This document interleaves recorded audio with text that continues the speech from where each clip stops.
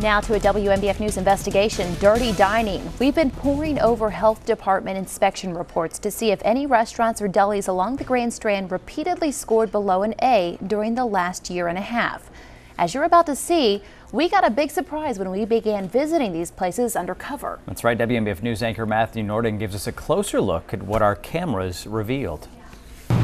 Bombay at the beach, under scrutiny from South Carolina's Department of Health and Environmental Control. And you're about to see why. It's a restaurant that serves Indian food a couple of blocks from the post office on North Kings Highway in Myrtle Beach. As soon as I sat down, I saw something that ruined my appetite. This dirty spoon, caked with food debris. That's a big red flag, according to David Morrish. His company works closely with dozens of restaurants along the Grand Strand as a consultant on passing the DHEC inspections. But typically, you can look at your plates when they're being served, especially at a buffet, the silver flatware, to look at, see if there's any debris, if there's close attention being paid to that.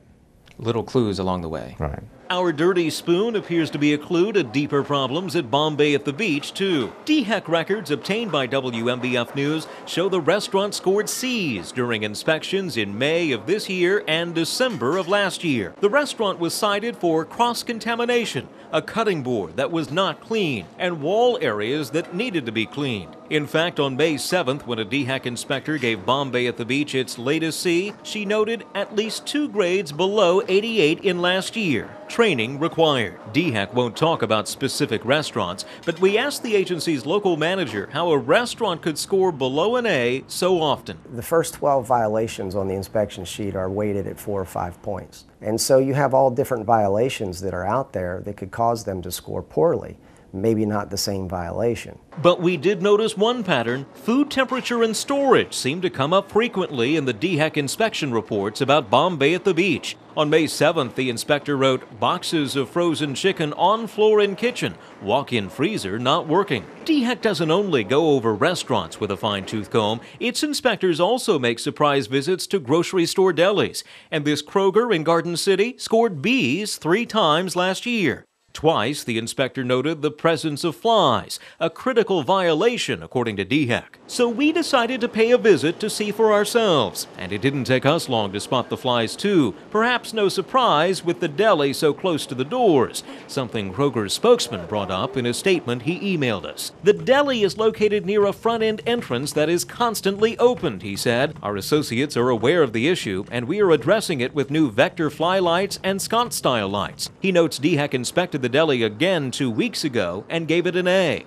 The Piggly Wiggly at the Market Common also got B's 3 times last year. Last October, a DHEC inspector found food stored under exposed sewer lines. Also a low score, this tavern, called The Tavern, on Broadway Street in Myrtle Beach. In January, DHEC gave it a C. The inspector said raw meat products were stored over ready-to-eat foods. The cutting board was not clean, and the inspector ordered them to clean the microwave. Reading these reports sure can make you squeamish, but imagine getting a behind-the-scenes look at restaurant kitchens, which made us wonder if it changes where our experts eat. Are there places you won't take your own family? There are some places that we do not eat.